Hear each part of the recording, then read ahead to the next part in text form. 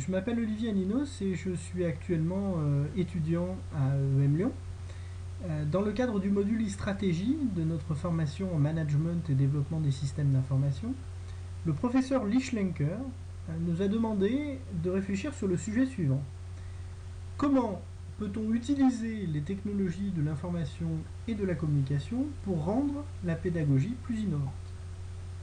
Alors, c'est un vaste sujet.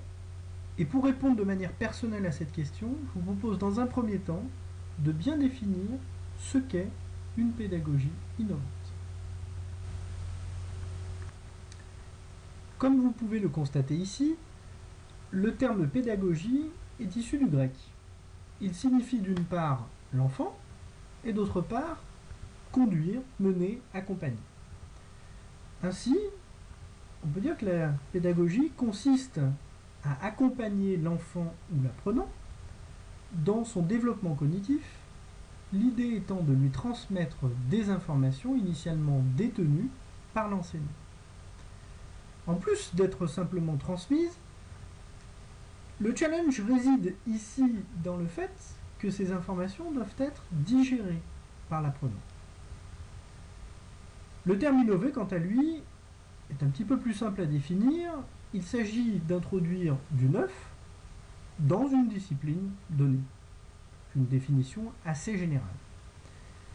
À la lumière de ces premières explications, la question initiale peut donc se résumer ou se reformuler de la façon suivante. Comment l'éthique peuvent-elles renouveler les méthodes de transmission du savoir? Partons d'un constat. La façon dont les cours sont dispensés aux élèves n'a pas tellement évolué au cours des 20 dernières années. Je suis plutôt bien placé pour le dire.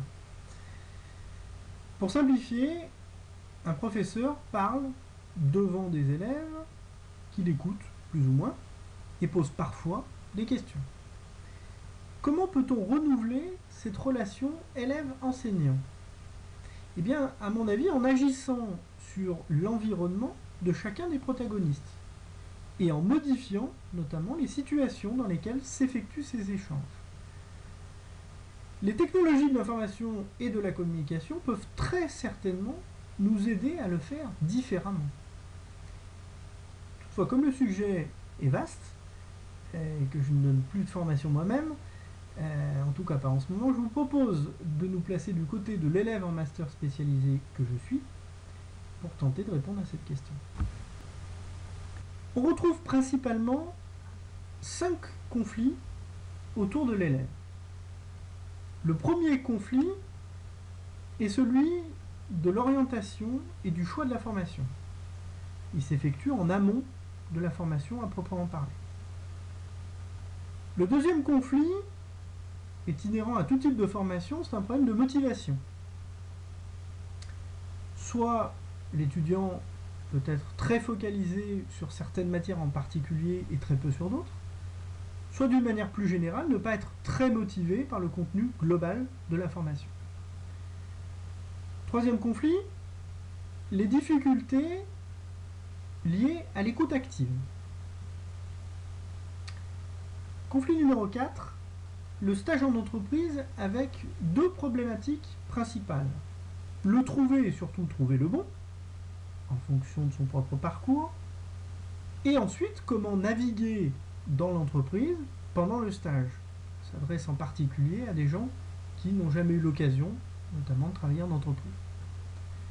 Enfin, dernière problématique, la 5e, que reste-t-il de la formation après? Ou comment peut-on entretenir le savoir et la connaissance, ainsi que ses contacts, après la formation?